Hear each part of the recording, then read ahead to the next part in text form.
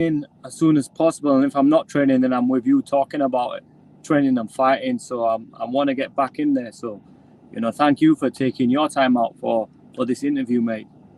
Nah, anytime, mate. Honestly, I've got more than enough time for you, my friend. And congratulations on your advancement right from the semi-finals into the finals, man. That is absolutely thoroughly deserved. Well done, my friend. Thank you. Anytime, man. But before we dive into your inclusion in the tournament, could you elaborate on how this opportunity came about at all? It was just something which my manager presented to me, and I just jumped on the opportunity. Say like I was having trouble getting fights as well. I was on Octagon, but I think they were just looking to release a bunch of UK guys. Yeah. And I was just in the process of like not really fighting too much. Well, just being on a contract and not having fights. And then there was this, and I was like, let's just fucking do this. This seems great, man. This is everything what we want. No, it's definitely incredible. I mean, I saw you added to Octagon. Well, you're right. There has been a bit of a drop, but to go from Octagon to like that huge news, I mean, you must have been absolutely jumping around your manager's office when you heard that, no? Yeah. I mean, say there was some things which I wanted to do on Octagon, like beat Pietramenga's ass. I mean, but that's a story for another day. I don't think that's gonna happen now. But that was the one thing, the reason why I signed for Octagon, really. Well, in the fight game, mate, never say never. Could happen one day. Hopefully you get in there together one day, man. But but looking back on the start of this incredible journey, your first port of call was Shanghai, taking on the incredibly talented Xiao Yin. Talk us through that 5-round brawl, mate.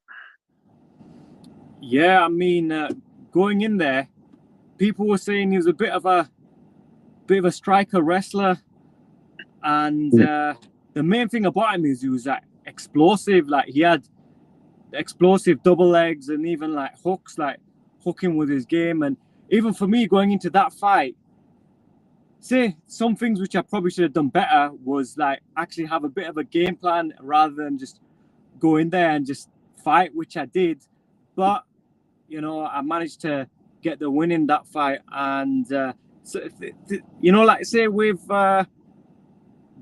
MMA and like how the rules have changed now, it's not really scored as much as people holding people down. Like even in it was a close fight and people split decision, close fight. His main thing was holding us down, but he never really managed to get too much damage on the ground. And I was just just spamming elbows from every position that I could. Yeah. And it was enough to get the win on that night. But even the whole experience of like Shanghai, me thinking of it, it seems like it was some surreal experience, like a bit of a dream that never really happened. Like to be in that UFC fighter hotel, there's all UFC stuff, and then being in their PI and getting like the full experience of all that, and then even just to do like Vegas and the UFC PI there, that was like that whole experience there, but on like steroids. And it's just it's a bit of a wild journey. You go from like from nothing to something really quick, fighting on like the regional scene. Even though I was signed to Octagon, I never got to fight on Octagon. So I was literally I've gone from fucking BMF to like the road to UFC, fighting in the Apex and like in PIs. It's been wild, you know what I'm saying? Yeah, definitely, man. But it's 100% well deserved. I mean, I remember speaking to you like I think it was a couple of years ago now. When me and you did an interview for your Cage Steel. Like from then, it's been absolutely incredible to see your your journey unfold, man. Like 100% definitely 100% well deserved. Thank you, man. Anytime, man. But not many times throughout your professional career have you let it go to the judge's decision. And in if my memory serves me right, it's the first time you've had a split decision on your journey. No, am I correct? First time since the amateurs. Yeah. Yeah, the first time. Yeah. Because I've noticed. I mean, you don't like to let it go to the judges. You always Not always really, dominant. man. Not really. I like to keep things in my hands, and that's me getting the finish as opposed to independent judges. You know what I'm saying? Yeah. And as previously mentioned, man, only the best are included in this tournament. So it must have been a pleasure to share the cage with Shao. Yeah, definitely, man. Definitely. Yeah. But next up, what just days ago, as we previously mentioned, was your outing in Vegas, the home of the UFC, and with the semi-finals in place. The semi-finals it being on the line. I mean, I bet you pushed yourself to the limits, right, preparation-wise, especially in the home of, as you mentioned previously, the UFC. Did you manage to get some extreme training done out there before your fight? Yeah. Well, I was at the PI about 3 times, and the whole vibe of that UFC Performance Institute in Vegas is crazy, man. Like just the amount of active UFC fighters and like former champions that I just seen while I was there was surreal, man. And everyone's cool there. And like I managed to get some training in me, my brother, and Adam Bramald, who's on the Contender Series Oh on yeah, Tuesday. So literally tomorrow. it's crazy the amount of UK talent that's been over I there know. competing in contenders, competing in Road to UFC, such as yourself. I mean, you got quite a few over. I mean, the UK starting to explode right now. Definitely. Yeah, yeah. Even in my hotel, there was like all the next gen lads and Nathan Fletcher and all them. Yeah, it must have been crazy. I mean, yeah, he's just signed over as well. Yeah, I was speaking to Paul Rimmer the other day. He was out there. We're hoping to grab a chat with him one day during this week as well. It's incredible. But standing in your way was Raul Pinellas. A much more dominating performance out there from yourself. Talk us through it, mate. Yeah, well, just looking at tape from Ruel, I did more of a study on his game Yeah. and did everything game plan wise to neutralize his backhand. That's where he's found success in his career. Like, standing, like, Filipino fighters are like renowned stand-up fighters, and he's like, Mm. and he was a tricky southpaw. Coming into this one, I did my camping just, being better at, that stand-up game and employ. You see, like as a southpaw, working off that backhand, Yeah. my whole camp was like with McGrillen, and in my opinion, a better southpaw than the competition I was facing, and just neutralizing that backhand and using their southpaw advantage like against them. So I had a real good camp training with McGrillen as my main sparring partner and training partner, and just in the fight, I feel like I was expecting more of a stand-up fight, but he was wanting to shoot from the get-go, Yeah. and I managed to defend all takedowns aside from the one where I was like mid-spinning back kick. But then even then, I transitioned that into an armbar, which was well tight. If I had about 5 more seconds on the clock, I would have broken his arm. I was literally saying that to myself. I was watching that. I mean, I got quite a big TV. I was like, I'm just waiting for that arm to pop. I was literally waiting for it to pop. It's an incredible, incredible fight. I mean, I didn't have to stay up as long as I did for your Shanghai fight, but yeah, it was definitely worth the wait, man. I mean, and you couldn't ask for a better person to help you prepare than Lewis. Definitely, very, very explosive fighter. Yeah, man. I mean, you are now within reaching distance of what fighters dream of, to sign on the dotted line and add your skill set to the UFC roster. I mean, how does it feel to have that contract within your grasp, mate? You know what? Like while I was out there, it's only just hitting properly now while I've been like back home. Yeah. Like I was kind of just in the moment, and had a bit of time out in Vegas with the boys afterwards. My brother Pavcom and my good friend Munshir had like a nice little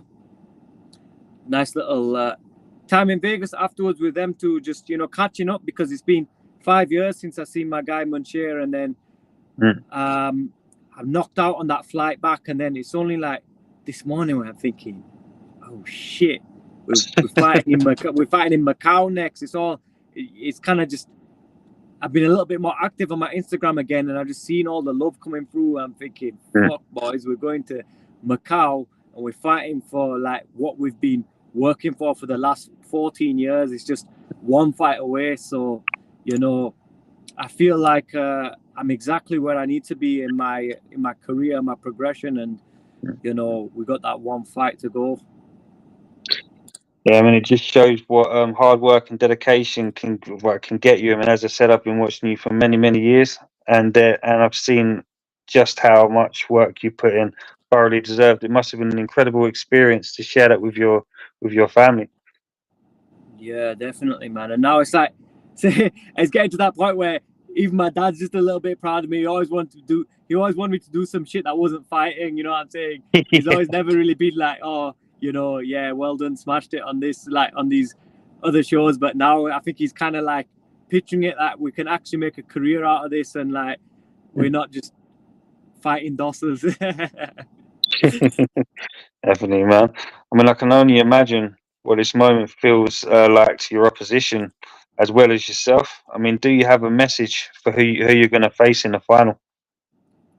You know, we squared up after his fight in the tournament, like when he got the split decision win over Ungard, and you know, the words that came out of his mouth when he was asked about the fight with me, he was like, "Yeah, no, I've seen that he's some tall guy." And then when we squared up, I mean, I was towering over him, man. Like from what I see from his game, even on the only fight I've seen of his was his fight against the Chinese guy, which was before I saw that live on the day before I was due to fight. So I'm gonna need to go back and rewatch that one because you know, I was on fight day and I wasn't 100% focused in on his performance because I wouldn't have even seen him to be like one fight at a time. I was thinking of the bloke that I was fighting that day, and then obviously Ruel now, and then I've only really seen his fight with Ungard Bisht.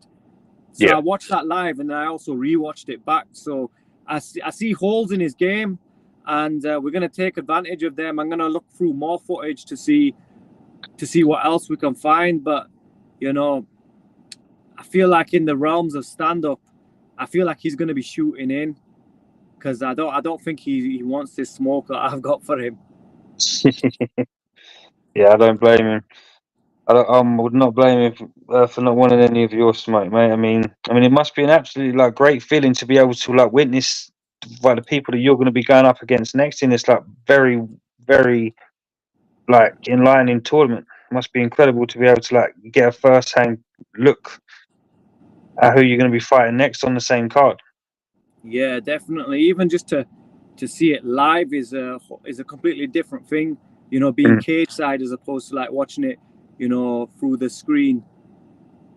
And then the little cutscene when I come in and squared up to him, it was like after looking at that on like the UFC's Instagram and that, it looked like some shit out of a video game, really. You should make a documentary about this after all your inclusion, man. I mean, I bet you got loads of footage. Yeah, there is quite a lot. I could stick some things together, man. That's quite a good idea. Yeah, it'd be a great idea. I look forward to watching it, man. And it's been an absolute pleasure speaking with you again today, Kiru, bro. I mean, I wish you all the best for your final preparations. I hope you have some time to relax. I know it's hard to say that when you've got that much on the line, but I definitely look forward to witnessing you out there once again, mate. Thank you, Aaron, mate, and thank you for your time today, man. Anytime, man. But last but not least, before you go, what do you have a message for the fans that will be in attendance, the viewers, and anybody you'd like to give a shout out to? You know what? First, I'm gonna go back to front and do the shout outs first. I got a shout out my brother Pav, my guy Munshir who cornered us, everyone at Manchester top team, Princey, the old team, my strength and conditioning coach, Headstrong. You know, these guys are, you know, Kelly as well from the gym sorting me out on the diet. Everyone says you're the biggest flyweight ever. How do you do it? Kelly Stadden, that's how I do it.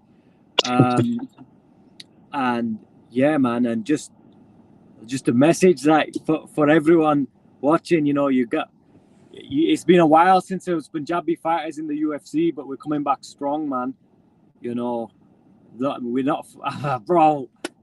And like you just talking about this fight, I'm just fired up. I feel like going right now, even now with my little gimpy foot from after this fight.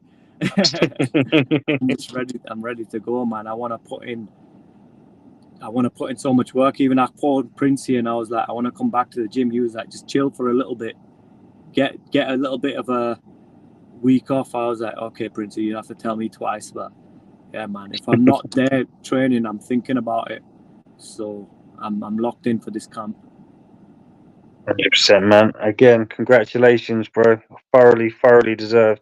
And I'll definitely be staying up late to watch you in that final, cheering you on, man. You take care, buddy. Have a great day. You too, mate.